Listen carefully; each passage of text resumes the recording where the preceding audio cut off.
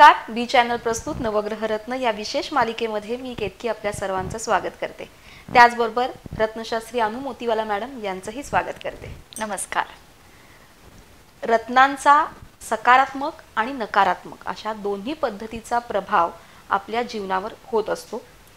ही रत्न खूप महाग आहेत आणि त्यातल्या त्यात कमी किमतीत असेच सकारात्मक प्रभाव आपल्या आयुष्यावर पडावेत, आपल्या जीवनावर पडावेत म्हणून आपण उपरत्नांचा समावेश आपल्या आयुष्यामध्ये करत असतो.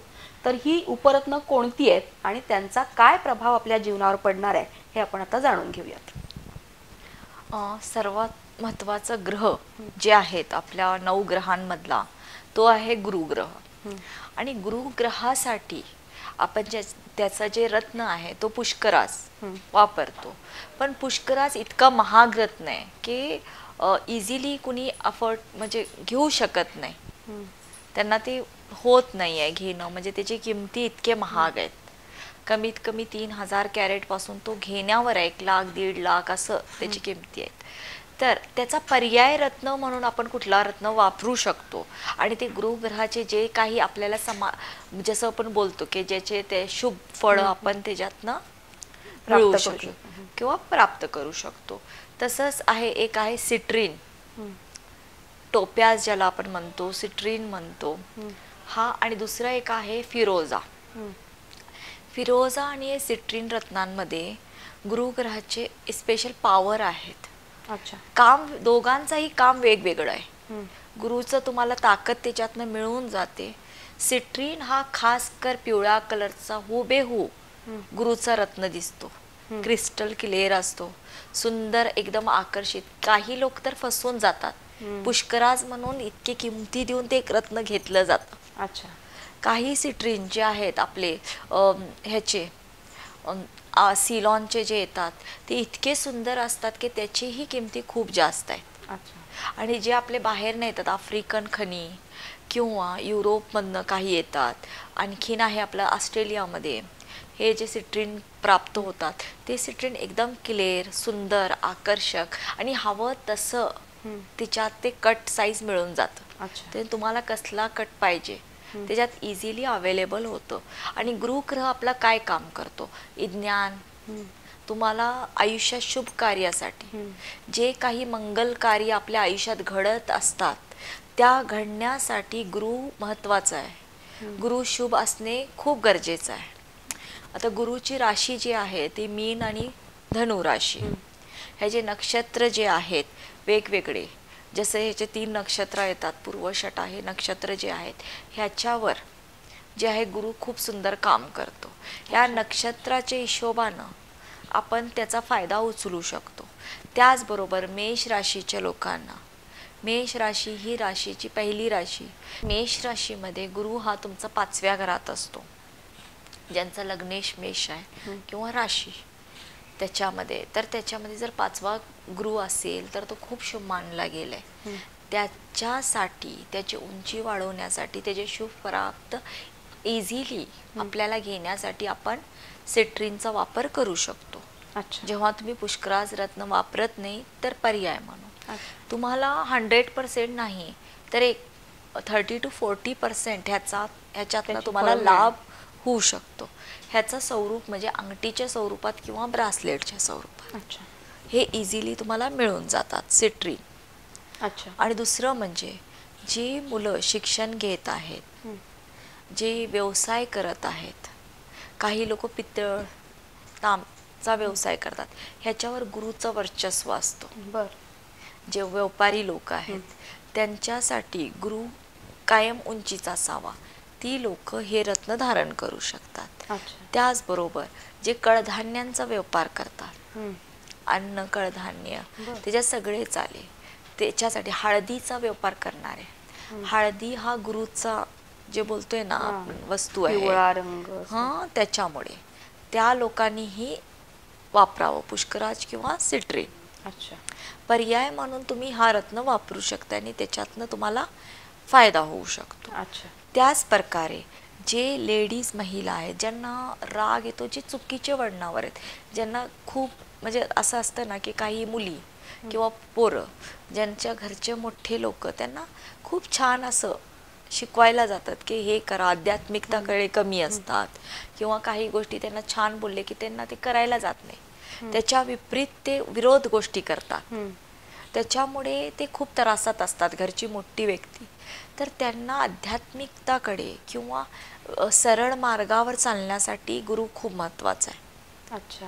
तर त्याच्याही फायद्यासाठी तुम्ही सिट्रीन किंवा फिरोजा रत्न वापरू शकता. आता तुम्ही ते फिरोजा रत्नाविषयी बोललात. ह्याच्या आधी जी आपण उपरत्न बघितली ती साधारण त्या नवरत्नांशी साधर्म्य रंगाची होती. तर हा फिरोजा मात्र त्या पुष्कराच्या म्हणजे पिवळ्या रंगापासून अगदीच वेगळा आहे. तर त्याचा आणि गुरुचा काय संबंध आहे तसा? फिरोजा हा बृहस्पती गुरुचा रत्न म्हणून ओळखला जातो, पण काही लोक याला शुक्रासाठीही वापर करतात. अच्छा. ज्याच्या राशी किंवा कुंडलीमध्ये गुरु अशक्त आहे आणि त्या लोकांना राहू आणि केतूचाही त्रास आहे, तर त्यांनी आवर्जून गुरुचा रत्न वापरावा हा फिरोजा. अच्छा. फिरोजा हा इराणचा येतो, इराण देशाचा, आणि एक येतं अमेरिका.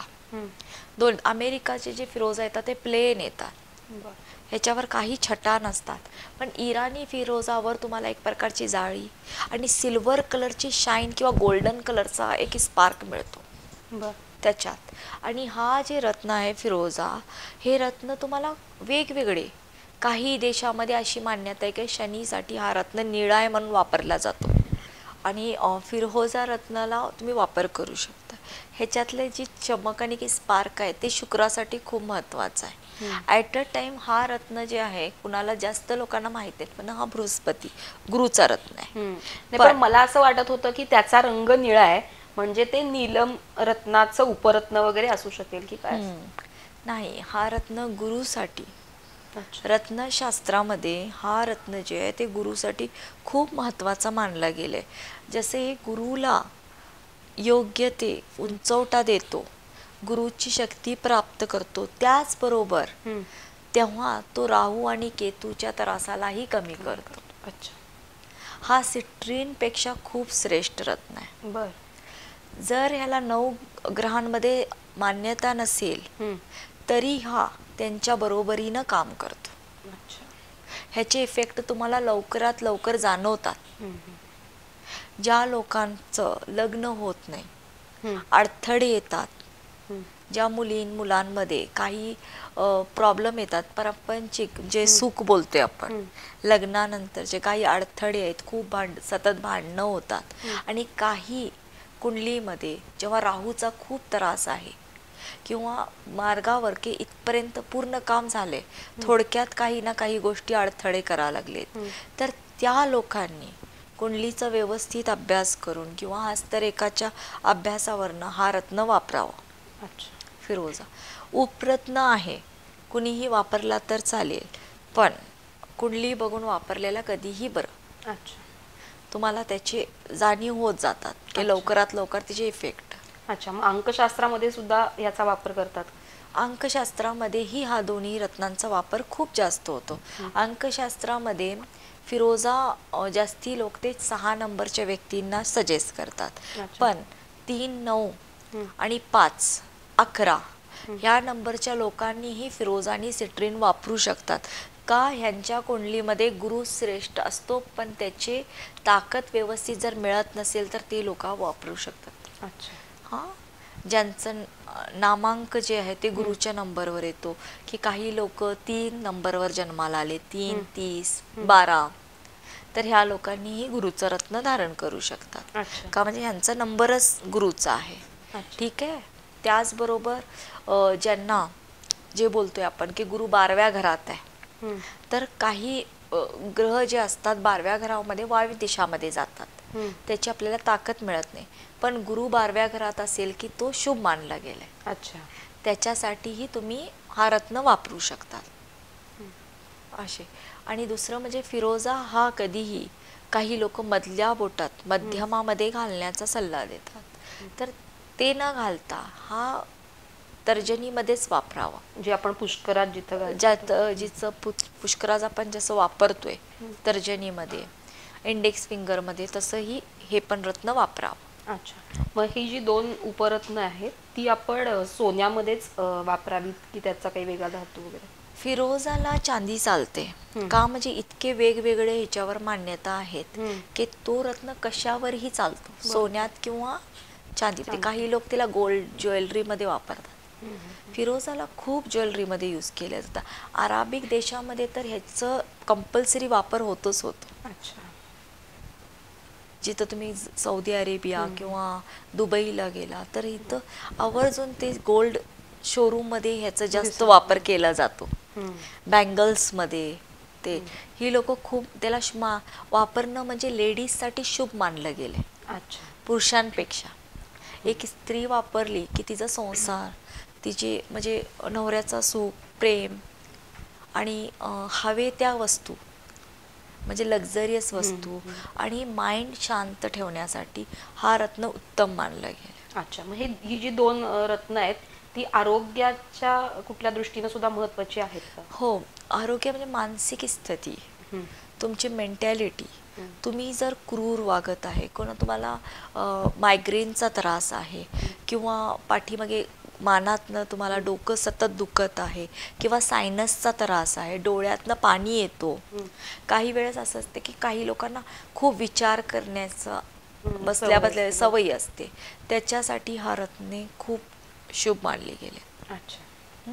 त्या आजारासाठी. अच्छा, मग एखाद्याकडे जर जन्मकुंडली नसेल तर ही रत्न आपण हस्तरेखा शास्त्रानुसार सुद्धा वापरायला वापरलं की चालेल. फक्त कसं की एकदा बघून घातले की जे किती कॅरेट तुम्ही वापरावं, त्याचा किती तुम्हाला उपयोग होईल, ह्याच्यावरनं एक अंदाज मिळतो आपल्याला. अच्छा, तुम्ही म्हणालात मागच्या एपिसोडमध्ये की ह्या उपरत्नांचा तसा पटकन प्रभाव पडत नाही, तर आपण विद्यार्थ्यांच्या दृष्टिकोनातून जर ही अशी उपरत्न वापरली किंवा आता ही गुरुची आहेत तर त्यांना त्याचा काय फायदा होऊ शकतो? विद्यार्थ्यांना जर काही आता पॅरेंट्सना कसं असतो की एकतर मुलं विद्यार्थी आहेत, एज्युकेशन, त्यांना कुठल्याही गोष्टीची इतकी म्हणजे हे नसते, व्हॅल्यू नसते, तर त्यांना असे उपरत्न तुम्ही देऊ शकता की हरवली तर पण काही नाही. आणि दुसरं म्हणजे त्यांच्यावर साईड इफेक्ट होणार नाही. त्यांना इतकं इझिली ते पूर्णपणे सांभाळू शकत नाही. तर उपरत्ने कसे असतात की हलक्या पद्धतीनं आपलं काम करत असतात, एक हलक्या हळूहळू त्यांचं काम चालू असतो. तसंच आता फिरोजा आणि सिट्रीन हे गुरुसाठी आहे. गुरु कशावर काम करतो? आध्यात्मिकताकडे. मुलांमध्ये लहानपणापासून आध्यात्मिकता भावना जे देवाचे जे असते ना, जे आपली संस्कृती आहे, ह्या गोष्टीकडे त्यांचं वळण असावं. मोठ्यांची ते जे बोलतोय आपण रिस्पेक्ट करावं, मोठे लोकांचे आदर करावं आणि सगळ्यांशी प्रेमानं राहावं, हे गुरुग्रह बृहस्पती ह्याचा काम आहे. आणि ह्याचा स्वामी जे बोलतो आपण बृहस्पती आहे, गुरु आहे. त्याचबरोबर ह्याच्यावर जे देवतांचा इफेक्ट आहे ते दत्ताचा आहे. तर त्या दत्त काय त्यांचं एक आहे की काय करतात की ज्ञान देणे, पूर्ण ब्रह्मांडची रचना करण्याचा काम हा बृहस्पती ब्रह्मदेवाला दिलेला आहे. तर त्याचप्रमाणे म्हणजे ते बुद्धीसाठी खूप छान मानलं गेले. तर त्या इफेक्टसाठी मुलांसाठी हा रत्न खूप छान आहे.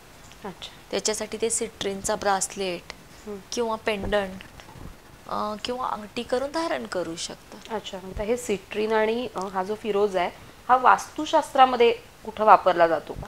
सिट्रीन शक्यतो वास्तुशास्त्रामध्ये गुरुसाठी पंचरत्नांचा जेव्हा आम्ही उपयोग करतो, एखादी वास्तू जर समजा ती दक्षिणमुखी आहे आणि अजून ते बांधकाम त्याचा व्हायचं आहे, तर तेव्हा आम्ही त्यांना सांगतो की पंचरत्ने, वास्तुपुरुष, श्रीयंत्र, स्वस्तिक आणि अक्षदा जे असतात कडधान्य, तिच्याबरोबर अन्नपूर्णा किंवा दुसरं काही आम्ही ते पर्याय म्हणून सांगितलं.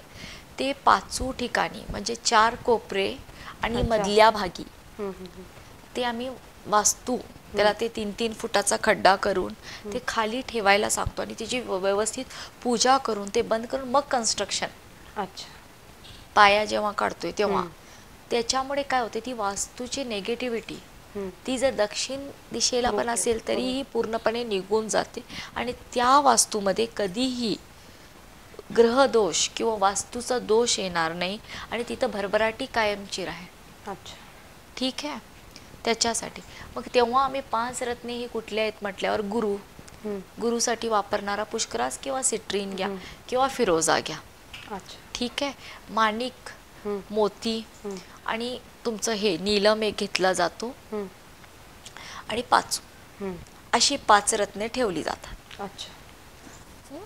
किंवा सरळ नवग्रहाची पेटी ह्याच्यात ते सर्व 5 ठिकाणी ते ठेवून तिची पूजा केली जाते. अच्छा. मग ही रत्न जे आपण धारण करतो त्याचा काही वेगळा विधी आहे की तसं पुष्कराज सारखंच? हा, गुरुचं जसं तुम्ही गुरुची पूजा करताय, जेव्हा आपण पुष्कराज घालताना जे विधी करतो तसं सेम विधी ह्याला ओम गुरु गुरुवे नमः किंवा ओम दरा दत्तात्रय नमः याचा जप करून हा रत्न धारण करावे.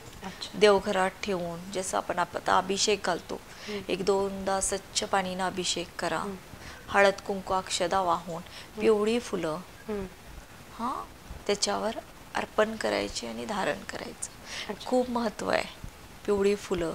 आणि गुरुवारच्या दिवशी ज्यांचा गुरु खूप कमीच आहे, ज्यांना ही रत्न ही वापरण्यात म्हणजे वापरू शकत नाही, जी लोक म्हणजे त्यांच्यात काहीच नाही आहे की ते त्यांनी गुरुवार पाळावं, गुरुवारचा उपवास करावं, गुरुवारी काही पिवळी वस्तू, हरभऱ्याची डाळ हे दान करावे किंवा कुणाला हळद द्यावी.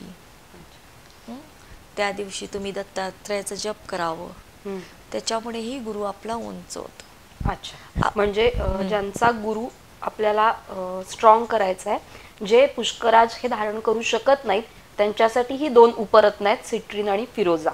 तर उत्तम मार्गदर्शनाखाली आपण ही 2 रत्न वापरू शकतो. पुन्हा भेटू नवीन भागात नवीन उपरत्नांसोबत. तोपर्यंत नमस्कार. नमस्कार.